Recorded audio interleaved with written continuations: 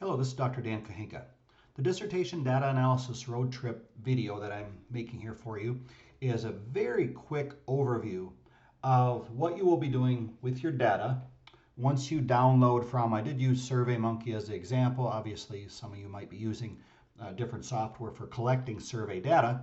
However, I'll begin with that, and I'm going to go through the process of analyzing data that you download, the raw data, cleaning it, screening it, taking that data, and then going through the initial stages of data analysis, including outliers and such, all the way up through correlations. This video is primarily made for dissertation, doctoral students working on their dissertations. However, it can be used by anyone that's going to be collecting survey data. I'll also point out that I'm going to, like I said, very quickly go through these things, and then what I'll be doing in the future here is making videos for each key section of this data screening, cleaning, and analysis process. And then so that way you can watch those in great detail and use this video as kind of an overview. So keep an eye out for those future videos. Reason why I call it kind of the road trip here is because you've, on whatever research project you've been working on, you've worked very hard to get to this point. It's quite the journey to get that research design created and get that data collected. And then finally, when you reach this destination now of you have your data collected, and now you got to figure out what to do with it. It is so critical, just like planning for a trip, and then when you get there, planning out all the details. Let's say you're going to go on a long hike or hike up a mountain or something. It's so important to make sure that all the details are, you give attention to all the details that you need to, and that's that screening and cleaning process. If you have bad data when you get into the data analysis process, then you're just going to have a bad analysis no matter what you do. So you got to screen and clean that data very carefully, so that we're going to pay a lot of attention to that. And then finally, there's that finish line when actually you finally get to where you can analyze your data. And that's what you prepared for. That it's taken a while to get there, so we want to make sure you do it correctly. All right, let's get going here. What we're going to look at here is downloading from SurveyMonkey. Just very quickly, you'll notice that when you download from SurveyMonkey, you may download with the words, where I have this big red X over here, but that's not very helpful because you're doing analyses and you're going to need to have numbers for that. So we want to do a quantitative analysis. Therefore, there's an option in SurveyMonkey where you can export the data. You can export all individual responses, but you can do so using this option here of numerical values. That's important to do that, so that way your data ends up looking like this when you download it. Next stage is to take this raw data and clean it up, because it's difficult to work with this data if you don't know. For instance, if you have a measure and it has 10 questions, and maybe those 10 questions or items address 2 different factors. Well, if it looks like this, you don't know which questions belong to which factor. So if you want to do let's say a Chromebox Alpha to assess reliability, where you need to look at just the items associated with just one factor, you don't know what belongs where. So you need to get this cleaned up. Plus, there's a lot of unnecessary information here. So what happens is we'll get it cleaned up, make it look more closer to this file where we have the factors labeled like I have up here with selfless. I would recommend having the actual scale and the range of the final scores included here. That's very useful, as we'll describe later on. And then, yes, you can have maybe an initial that you understand which item belongs to which factor, but that doesn't help you, let's say 2 years from now. You might forget that. It doesn't help someone else reviewing your data set if you have someone else looking at that. So therefore, I recommend actually using the words for each factor. That is very descriptive. Now we know what each factor stands for, which each item to which factor where it belongs. We also want to look for, as we're cleaning up our data, information that's probably not reliable information. This first example in row 8, the individual listed all 5s for scores. That's a good indication they didn't work on that like honestly. They just wanted to get the survey done, so they just inserted all of the same item. Here is where a survey wasn't completed, so we got to decide if we're going to use that or not. Many times that would be thrown out. And then there are times when they just miss one or two items, such as here, and in that case you can use a process called imputation and actually replace some of those missing values. Also, we want to decide if you have non-applicable, NA, as an option in your survey, what to do with it. So here's different options that's going to hopefully make you kind of think about that. As an example, if the question asks, how many times have you done something? And one of the responses is rarely. And you also have an option of non-applicable. Well, does that mean that they didn't do it at all? Which in this case would be actually less than rarely. So you're inserting some information that might even be less than that versus an option 2. You have a 0 for never. So if you include 0 for all the non-applicables at all, which arguably means never, maybe that's a little bit more appropriate than 1. Who knows? Maybe both are perfectly fine, maybe neither are. And then 3 and 4, similar examples, but in this case, rather than frequency, like how many times have you, we're asking levels, so level of stress. Here again, we got to ask ourselves, depending first off on the scale, does it go from very low to very high? And if we're going to put 0 for non-applicable, that means never. And so is that appropriate, or is it appropriate over here, or neither? So those are some questions we must ask ourselves. We must ask ourselves also, if you put in non-applicable, when you use formulas to determine the actual score of the factor, so when you use a formula, say that either add or average, the score will also impact that. So in other words, what I mean by that is for example, if you put in a 0 for non-applicable, and if you have an average score, well, it's gonna consider that 0 as a score, versus if you just leave it blank, then it will not necessarily consider that. If you put the initials NA in there, it also, depending on the type of formula you use in Excel, will not necessarily count that. So therefore, in this example, a couple different things. I wanted to show you not just what you do with NA, but also if you use a sum feature and then divide by a value, or if you use an average feature. So in this case, we have a 0 score we've inserted in there, and the formula we've typed in is a sum the values and then divided by 6. Well, this is deceiving because in this case, this 0, we actually don't even want to count that. Or if we didn't, maybe we did. Maybe we want a 0 for non-applicable. But if we don't, like in the second example, well, it'll still divide it by 6, and you're still going to get a score in this case of 2 for an average. However, if you use the formula average, well, then you're still going to, if you add a value in there, it'll still count that one. So there's still 6 items that it's averaging.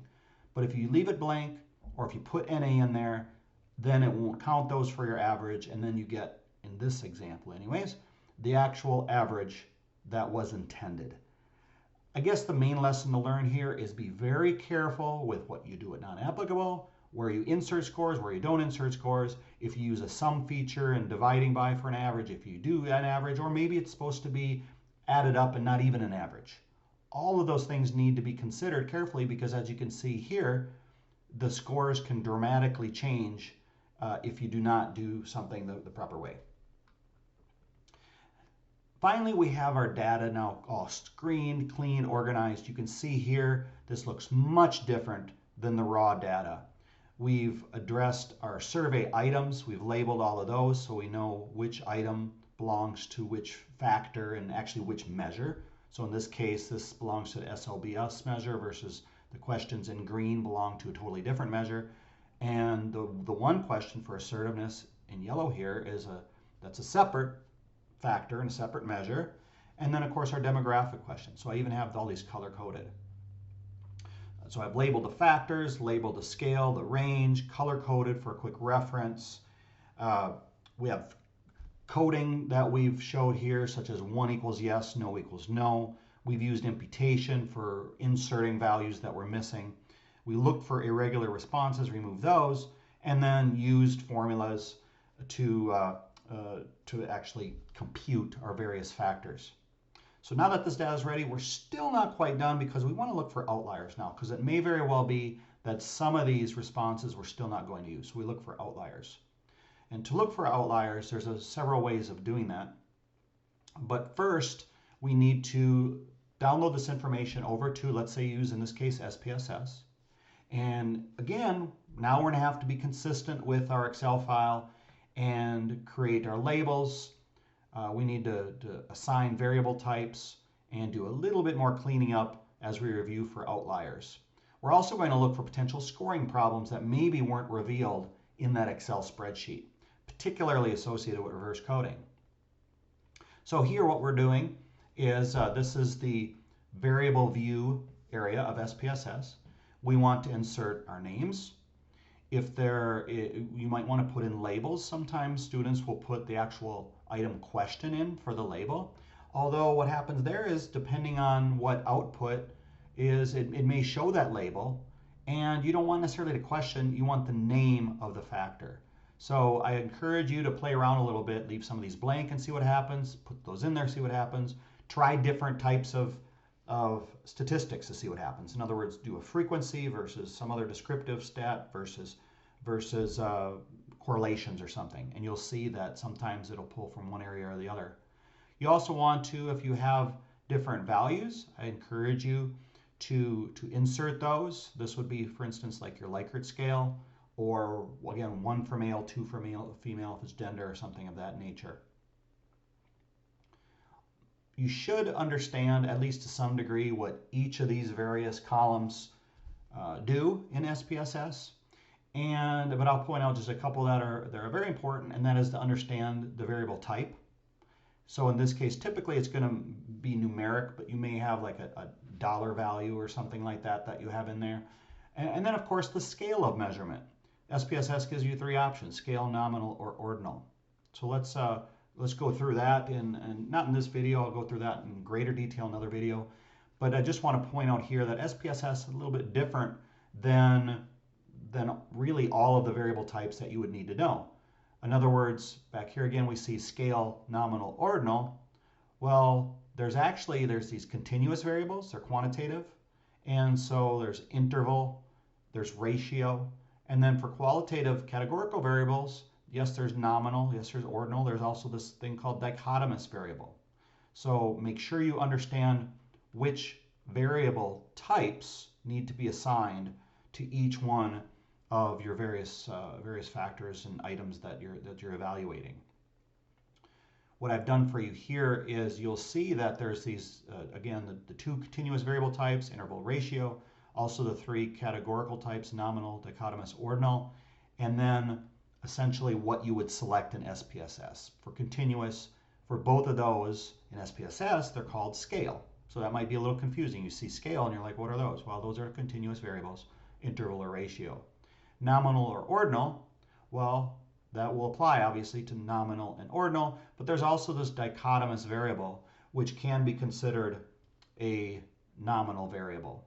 And that's important also because technically you can run a correlation using a dichotomous variable. Here's an example of where I selected 2 different variable types just to show you some basic output. I selected numeric here. You can see a numbers assigned to it. In this case, this is where if you put a title in there, then it would have listed that. So 1, 2, 3, 4 doesn't really tell you much, but none, very little, somewhat, moderate, descriptors like that will actually tell you something. So that's why it's important to add those labels. And then up here, I just selected for this one $, under variable type, and you can see it throws a $sign in there. So that's some of the stuff I encourage you to play around with, so that way you can see what these options do.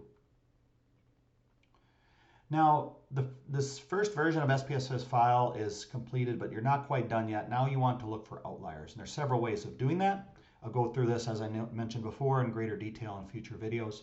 However, here are some of the options. You can use a scatter plot, where you can visually observe outliers, and that doesn't necessarily mean you're going to remove them or not, but it's one way of looking for outliers. You can also detect outliers with z-scores, and so I encourage you to look that up. The process is pretty simple. I have a path for you here: analyze, descriptive, statistic, descriptors, and so on. This is the path, and then I even showed you here the formula that's used to determine the z-score. So here's an example for you.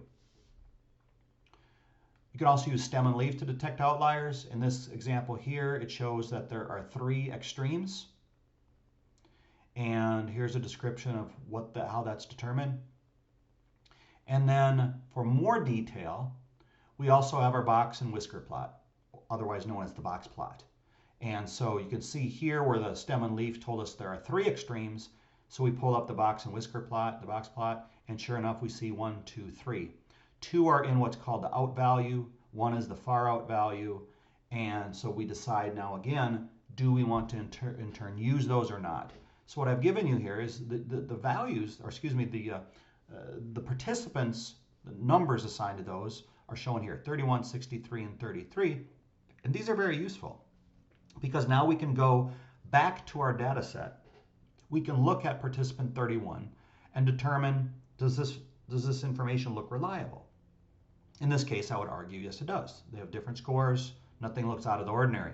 However, 33, this far out value, that's right here, you can see where they're all zeros. Well, that's a good indication maybe someone didn't put any scores, and maybe SPSS, or excuse me, before Excel, when we were assigning values, it automatically put a 0 for all of those. Maybe because they're all blank, so just put zeros in there. Who knows what happened?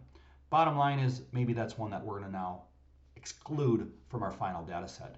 And then I also go to 63, and you can see that one looks, they're all the same. They're all 2s. There is a 1 in there. There's a good indication that that's reliable data.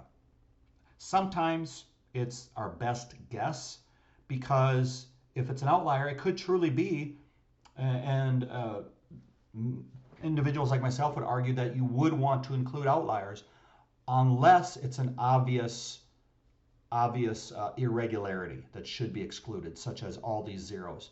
And the only way you can really know for sure, like this one I would exclude because it's pretty obvious, but the only way I know for sure is, let's say we had a reverse coded item in there. Well, then we would know that 0 should probably be a 4 for at least some of these. And I've seen that before. So that's more obvious reason to get rid of a value or get rid of a response.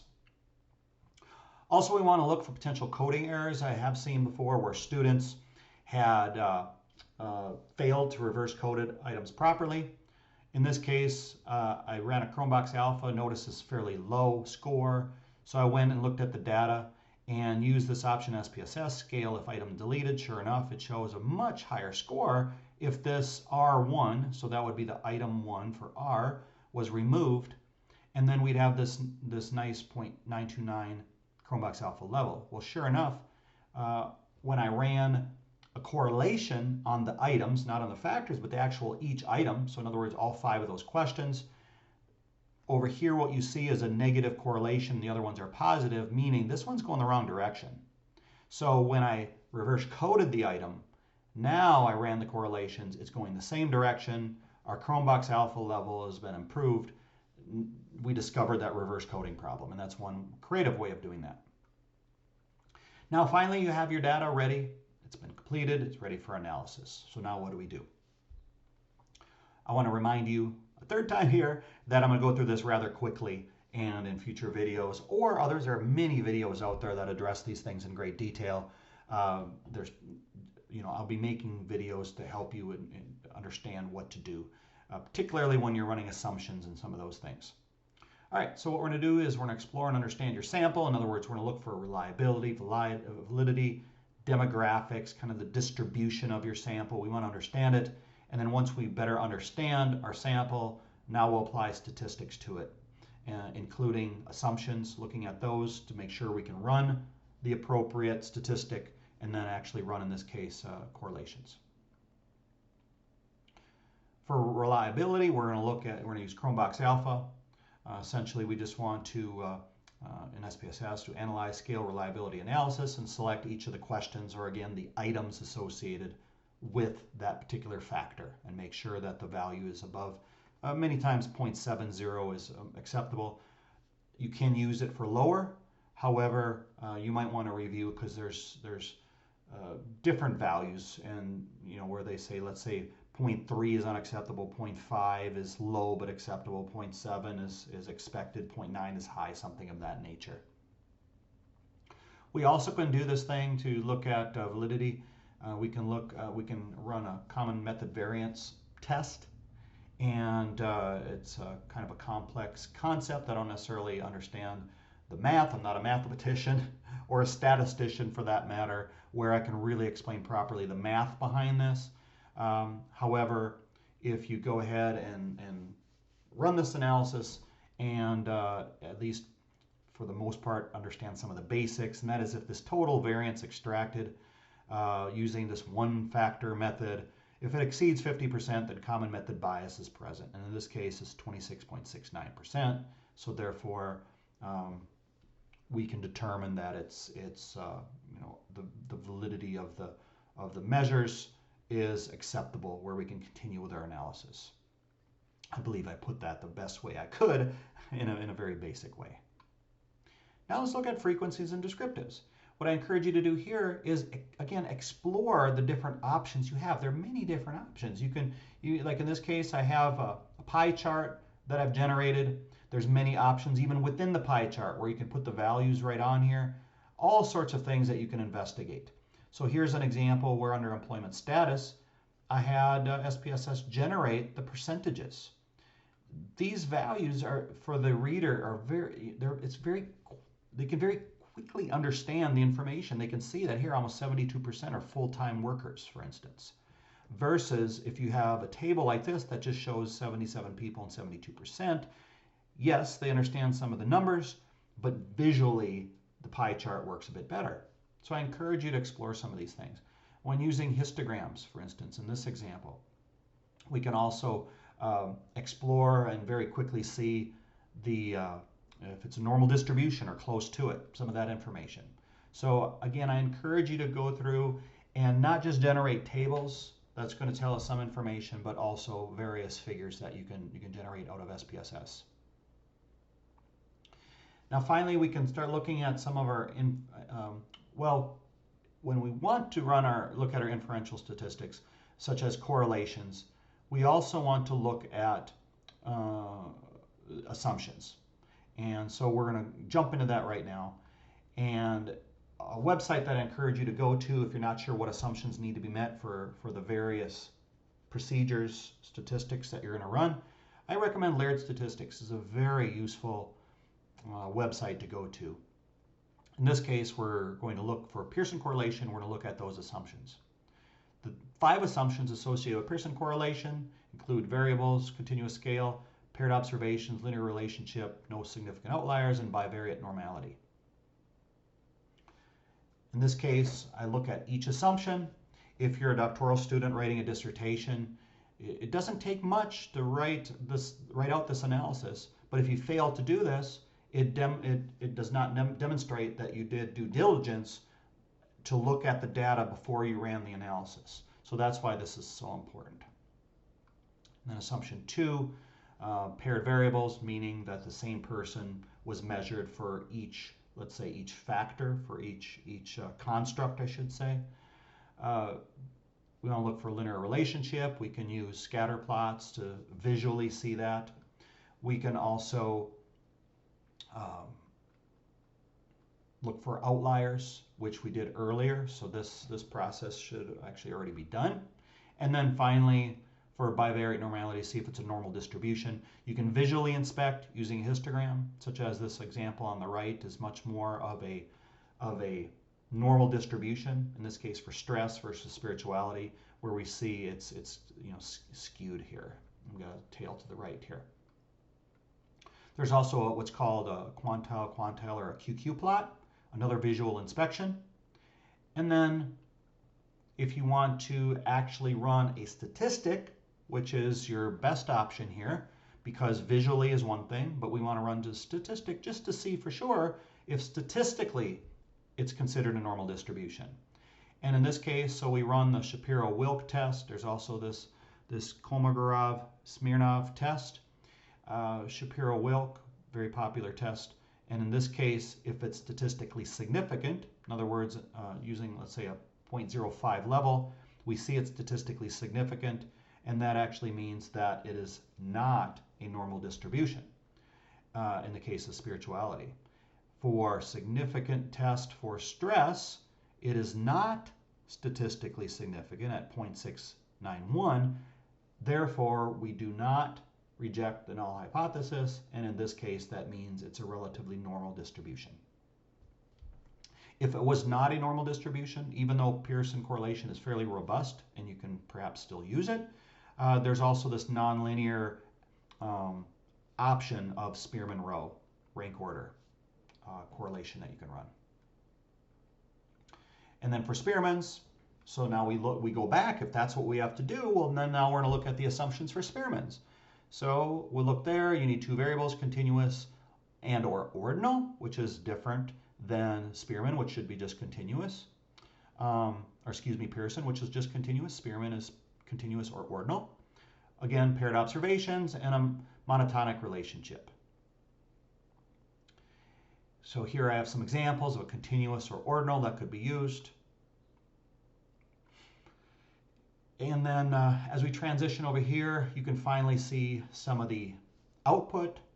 And what I've done here for you is compared both Pearson, which I encourage my students oftentimes to do, to the Spearman analysis. And then there's also this third one, this Kendall-Tau, which I never use myself. But there's actually 3 examples. I just wanted to show, for example, the correlation between authentic and selfless behavior. You can see that while all 3 were still, in this case, where do we have this? So authentic and selfless. Over here, you can see is statistically significant, and the effect size is 0.592. That's where I got that from. And then all 3 were statistically significant with varying effect sizes, and not too dramatically different, but yet different. So that's why I think it's good sometimes, if it's not a normal distribution, perhaps look at both. All right, so there again, that was a very quick run through of what to do with your data once it's ready to be downloaded, in this case from SurveyMonkey. There's a lot of work to do here. It only took me here about 27 minutes or so to explain this information, but this information you need to look at very carefully. I'll make you some future videos, or just go ahead and find some others that will help you better understand this process. But I do encourage you one final time, be very, very careful with everything that's involved with your data before you actually finally press that button to run, in this example, let's say your correlation analysis. As you can see, almost this entire video was not on the actual analysis itself, but I'm preparing to do that analysis. I cannot stress that more, because so many times I'll see researchers and students that will jump right into the data analysis and look at all the information that perhaps they did not pay enough careful attention to before they got to that point. Again, this is Dr. Dan Kohenka. I hope I was able to help you today, and I wish you a very happy and blessed day.